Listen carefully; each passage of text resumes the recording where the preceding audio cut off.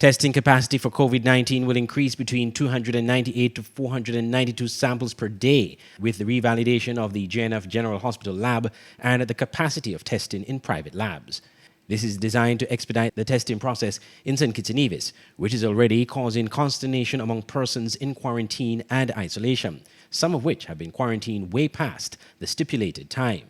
Minister of Health Akilah Byron-Nisbet, while in Parliament on Thursday, made this disclosure and apologized for the inconvenience caused due to the huge backlog of COVID-19 tests.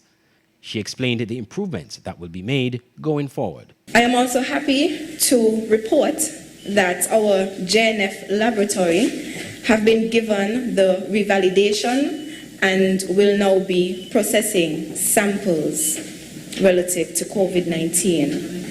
This revalidation of the JNF will add an additional capacity of between 120 to 140 samples being processed per day.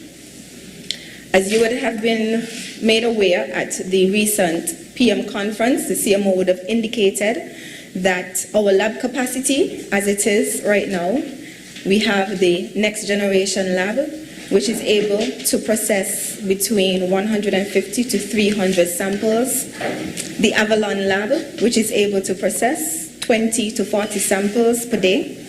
And the QDL lab, which is able to process 8 to 12 samples per day. However, we've been informed by QDL that their capacity will also be increasing shortly.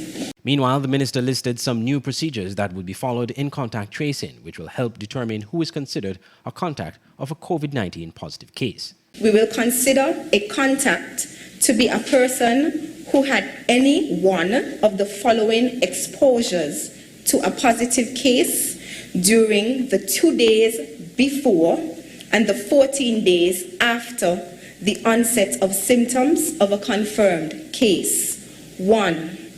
Face-to-face or any direct physical contact with a confirmed case within 1 meter and for at least 15 minutes. 2.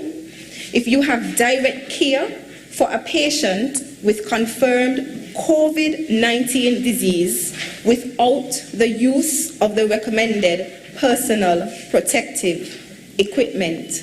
And so with those two particular definitions, this is how we will determine whether or not individuals are contacts or would be part of our contact tracing exercise. Minister Byron-Nisbet promised that efforts are underway to clear the current testing backlog. I'm Andre Huey for SKN Newsline.